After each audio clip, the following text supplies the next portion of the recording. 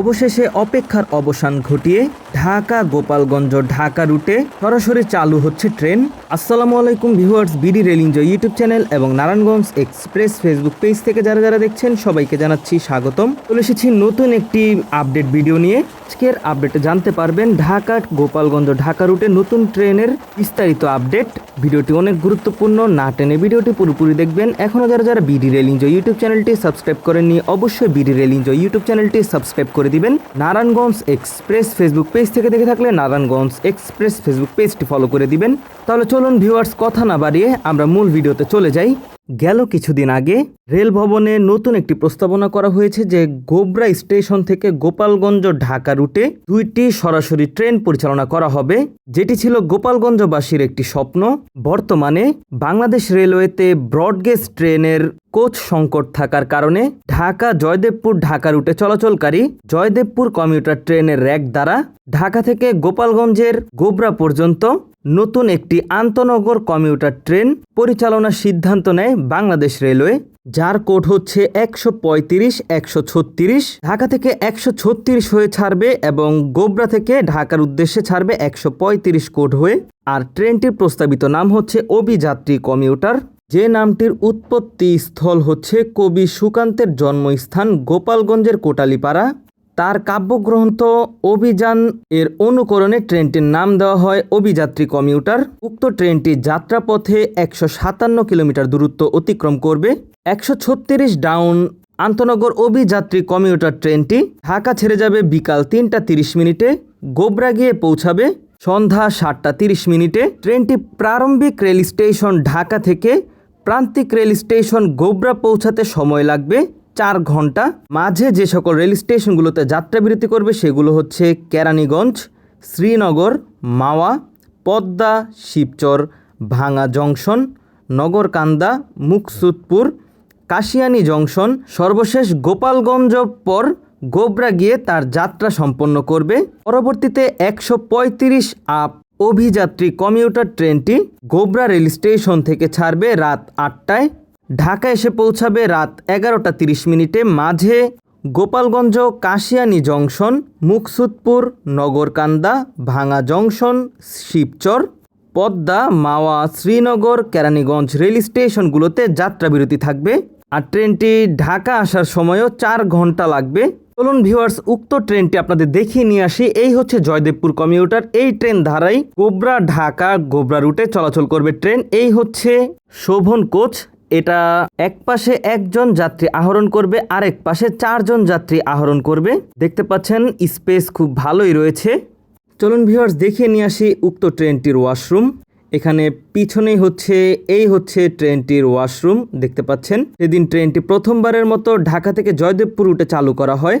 চলুন আপনাদেরকে metro type Sovan coach দেখিয়ে নিয়ে আসি। ট্রেনটি দেখতে হুবহু কিন্তু টুঙ্গিপাড়া এক্সপ্রেসের মতোই। এই হচ্ছে সেই মেট্রো টাইপ কোচ, যেটা আমরা রেলের ভাষায় জানি সুলভ কোচ, তবে বর্তমান রেল এটাকে মেট্রো টাইপ কোচ বলে থাকে।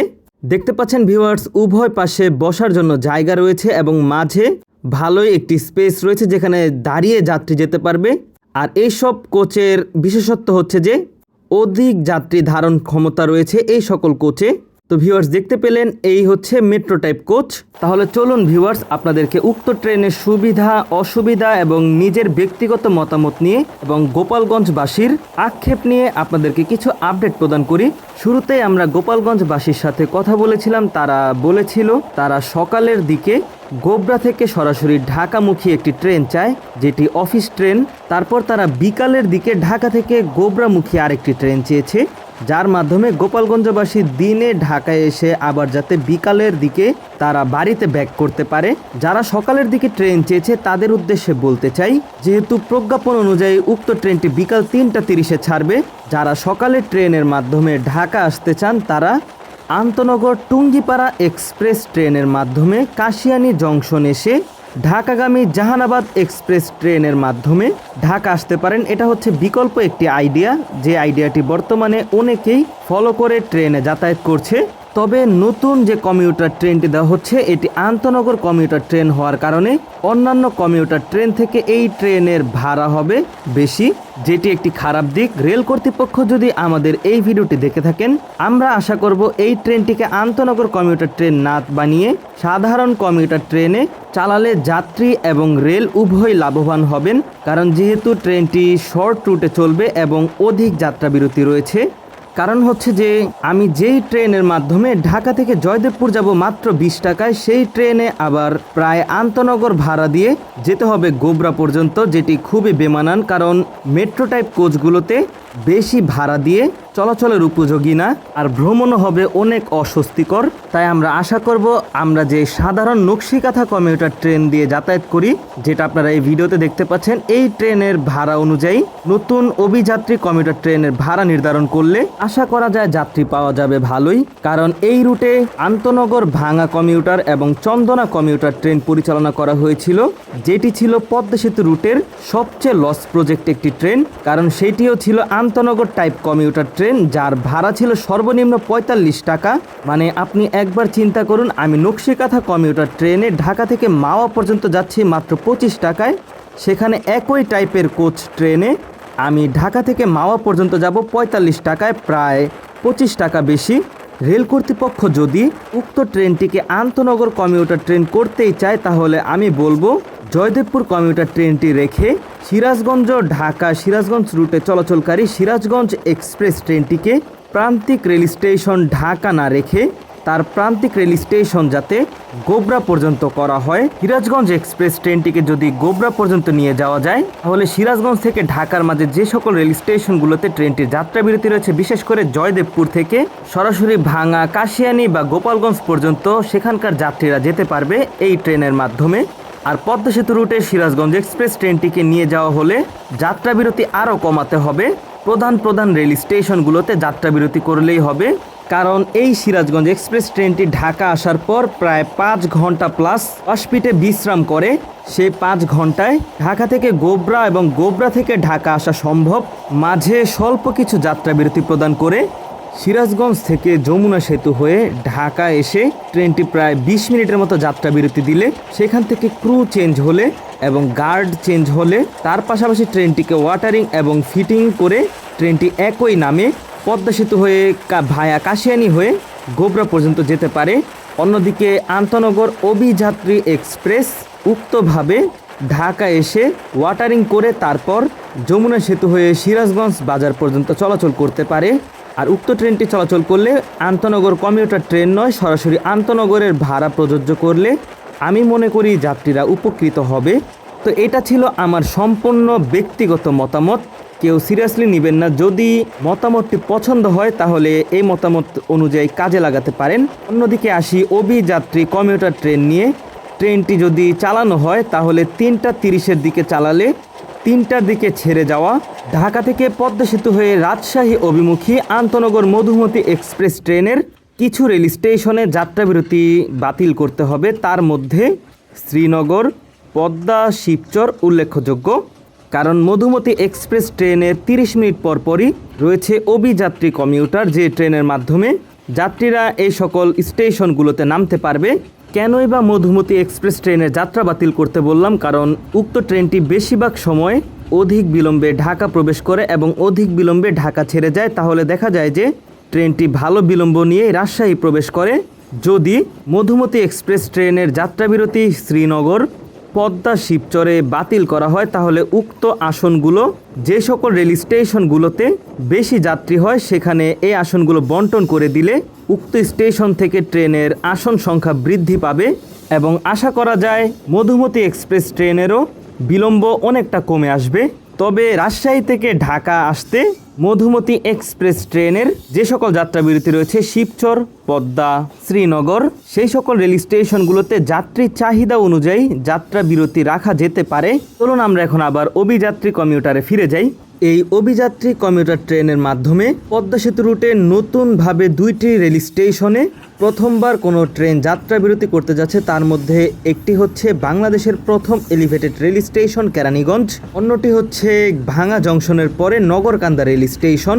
তবে এখানে আমি গ্যান্ডারিয়া রেল স্টেশনকেও যুক্ত করার জন্য অনুরোধ করব, কারণ আমরা সচরাচর দেখি যে নকশিকাঁথা কমিউটার ট্রেনে গ্যান্ডারিয়া রেল স্টেশন থেকেও বেশ ভালো যাত্রী চাপ হয়। তবে অবশ্যই এই ট্রেনটিকে আন্তনগর কমিউটার ট্রেন না করে সাধারণ কমিউটার ট্রেনেই চালাতে হবে, যাতে স্বল্প ভাড়ায় যাত্রীরা নিরাপদ রেল ভ্রমণকে বাছাই করতে পারে। নকশিকাঁথা কমিউটার ট্রেনের মতো স্বল্প ভাড়ায় অভিযাত্রী কমিউটার ট্রেনকে চালাতে পারলে ঢাকা থেকে কেরানীগঞ্জ, শ্রীনগর, মাওয়া যেখানে পর্যটকরা যাবে, পদ্মা, শিবচর, ভাঙা জংশন, নগরকান্দা এই সকল রুটের যাত্রী পাওয়া যাবে। কারণ অনেকেই আছেন যে এই সময়টাতেই তারা তাদের গন্তব্যে বা পদ্মা পার হয়ে ওপারে যেয়ে থাকে। যাওয়ার সময় ট্রেনটির রানিং টাইম 4 ঘন্টা হলেও আসার সময় ট্রেনটির রানিং টাইম কমিয়ে নিয়ে আসা প্রয়োজন। কারণ এই ট্রেনটি যখন গোবরা রেল স্টেশন থেকে ছাড়বে রাত 8টায়, ট্রেনটি ঢাকায় এসে পৌঁছাবে রাত 11:30 8টা বাজে উক্ত ট্রেনটি ছাড়লে মাঝের কোনো রেল স্টেশনে খুলনাগামী জাহানাবাদ এক্সপ্রেস ট্রেনের জন্য অভিযাত্রী কমিউটার ট্রেনকে ক্রসিংয়ে বসতে হবে। আর সেই ক্রসিংয়ের ফলে ট্রেনটি কিছুটা বিলম্ব হবে তা শিওর, যার ফলে 11:30 ঢাকা থেকে বেনাপোল অভিমুখী যে বেনাপোল এক্সপ্রেস ট্রেনটি ছাড়ে সেটির জন্য ক্রসিংয়ে বসতে হবে, হয়তো কেরানীগঞ্জ কিংবা গ্যান্ডারিয়া রেল স্টেশনে। উক্ত 2 আন্তনগর ট্রেনে ক্রসিংয়ের ফলে ট্রেনটি মনে হয় না 11:30 ঢাকা কমলাপুর পৌঁছাতে পারবে। কারণ এমনিতেও গোপালগঞ্জবাসী তারা দাবি করেছে যে উক্ত ট্রেনটি তাদের সময় মতো না হওয়ার ফলে তারা এই ট্রেনটি থেকে সুবিধা বঞ্চিত হচ্ছে। তারপরেও চাইলেই এই ট্রেনটিকে লাভজনক করা যেতে পারে। যেমন ট্রেনটি রাত 8টায় গোবরা থেকে ছেড়ে গোপালগঞ্জ, কাশিয়ানী জংশন, নগরকান্দা, ভাঙা জংশন যাত্রাবিরতি করে শিবচর যাত্রাবিরতি প্রদান না করে পদ্মা রেল স্টেশনে যাত্রাবিরতি প্রদান করা যেতে পারে। শিবচর বাতিল করার কারণ, শিবচর রেল স্টেশনের আশেপাশে কোনো জনসমাগম না থাকার কারণে ঢাকাগামী অভিযাত্রী কমিউটার ট্রেনে শিবচর রেল স্টেশনে যাত্রী না হওয়ার সম্ভাবনাই সবচেয়ে বেশি।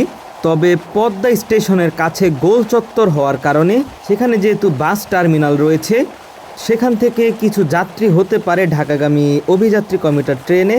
তারপর রাতে মাওয়া রেল স্টেশনে যাত্রাবিরতি প্রদান করা যেতে পারে। কারণ আমরা দেখেছি ঢাকা থেকে ছেড়ে যাওয়া রাজশাহী অভিমুখী আন্তনগর মধুমতি এক্সপ্রেস ট্রেনে ঢাকা থেকে মাওয়া পর্যন্ত অনেক পর্যটক যাত্রী তারা ট্রেনের মাধ্যমে মাওয়া ভ্রমণ করতে যায়। যদি রাতে সুবিধাজনক সময়ে ট্রেনে যাত্রাবিরতি থাকে তাহলে দেখা যায় যে ওই সকল যাত্রীরাই আবার ট্রেনের মাধ্যমে ঢাকা ব্যাক করবে। তবে উক্ত ট্রেনের যাত্রাবিরতি শ্রীনগর এবং কেরানীগঞ্জে বাতিল করলে ভালো হবে, কারণ শ্রীনগর এবং কেরানীগঞ্জ থেকে রাতে ঢাকাগামী যাত্রী হওয়ার সম্ভাবনা সবচেয়ে কম। রেল কর্তৃপক্ষের কাছে অনুরোধ থাকবে গোবরা থেকে ছেড়ে আসা ঢাকাগামী অভিযাত্রী কমিউটার ট্রেনের রানিং টাইম রাত 8টা থেকে যাত্রা শুরু করে ঢাকা কমলাপুর রেল স্টেশনে যাত্রাবিরতি দেওয়ার সময় রাত 10টা হলে রানিং টাইম 2 ঘন্টা 30 মিনিট হলে আশা করা যায় ঢাকাগামী অভিযাত্রী কমিউটার ট্রেনের যাত্রী বেশ ভালো হবে এবং বেনাপোল এক্সপ্রেস ট্রেনের ক্রসিং হতে হবে না। কারণ অভিযাত্রী কমিউটার ট্রেনটি অধিক বিলম্বে যদি ঢাকায় প্রবেশ করে তাহলে যাত্রী হওয়ার সম্ভাবনা একেবারেই কম। তখন ট্রেনের বিকল্প বাহন হিসাবে অন্যান্য যানবাহনে তারা যাতায়াত করবে। কারণ এমনিতেও রাতে ঢাকা শহরে বিশেষ করে কমলাপুর থেকে যানবাহনের ভাড়া অনেক বৃদ্ধি পায়, এতে করে যাত্রীরা উপকৃত হবে না। তারা চেষ্টা করবে অন্যান্য যানবাহনের মাধ্যমে আগেই ঢাকা চলে আসতে। এই ছিল ভিউয়ার্স আমার সম্পূর্ণ ব্যক্তিগত মতামত এবং গোপালগঞ্জবাসী কিছু চাওয়া এর আপডেট। কেন অভিযাত্রী কমিউটার ট্রেনটিকে বিকাল 3টা 30-এ ঢাকা ছাড়া হবে সেটি নিয়ে আপনাদের জানাতে চাই। কারণ উক্ত ট্রেনটি জয়দেবপুর কমিউটার ট্রেনের র্যাকে চলাচল করে। জয়দেবপুর কমিউটার ট্রেনটি শনিবার বাদে প্রতিদিন ভোর 5টা 25 জয়দেবপুরের উদ্দেশ্যে ছেড়ে যায়। জয়দেবপুর গিয়ে পৌঁছায় সকাল 6টা 25। ট্রেনটি ফের 7টা 10 ঢাকার উদ্দেশ্যে ছেড়ে 8টা 20 পৌঁছায়। তারপর আবারও সকাল 11টায় জয়দেবপুরের উদ্দেশ্যে ছেড়ে যায়। জয়দেবপুর গিয়ে পৌঁছায় দুপুর 12টা 5 তারপর আবার ট্রেনটি 12টা 30 ঢাকার উদ্দেশ্যে ছেড়ে এসে দুপুর 1টা 40 ঢাকা কমলাপুর এসে পৌঁছায়। যখন অভিযাত্রী কমিউটার ট্রেনটি পরিচালনা শুরু করা হবে তখন উক্ত ট্রেনটিকে 3টা 30 অভিযাত্রী কমিউটার ট্রেন হিসাবে পরিচালিত হবে। এই একই র্যাকে 2 নামে 3 জোড়া ট্রেন পরিচালনা করা হবে। আজকে আমি অনেক ব্যক্তিগত মতামত প্রকাশ করলাম। আমার মতামত পছন্দ বা অপছন্দ হয়ে থাকলে কেন অপছন্দ হয়েছে সেইটির মতামত অবশ্যই আপনারা কমেন্টের মাধ্যমে জানাবেন। যেহেতু রেল পুরোপুরি চূড়ান্ত করেনি, বিষয়টি এখনও প্রস্তাবিত রয়েছে, তাই আপনাদের মতামত অবশ্যই গ্রহণযোগ্য হবে। আমরাও চাই আমাদের মতামত অনুযায়ী রেল কর্তৃপক্ষ উক্ত ট্রেনটিকে আরও যাত্রী বান্ধব করুক, যাতে উক্ত ট্রেনের মাধ্যমে সাধারণ কমিউটার ট্রেন হিসাবেই ঢাকা থেকে গোবরা থেকে ঢাকা যাতায়াত করা সম্ভব হয়। আজকের ভিডিও এই পর্যন্তই। ভিডিওটি ভালো লেগে থাকলে অবশ্যই ভিডিওটিতে লাইক করে দিবেন। নারায়ণগঞ্জ এক্সপ্রেস ফেসবুক পেজটি থেকে দেখে থাকলে পেজটিও ফলো করে দিবেন। দেখা হচ্ছে অন্য কোনো নতুন আপডেটে। সেই পর্যন্ত সকলে ভালো থাকবেন, সুস্থ থাকবেন। আল্লাহ হাফেজ।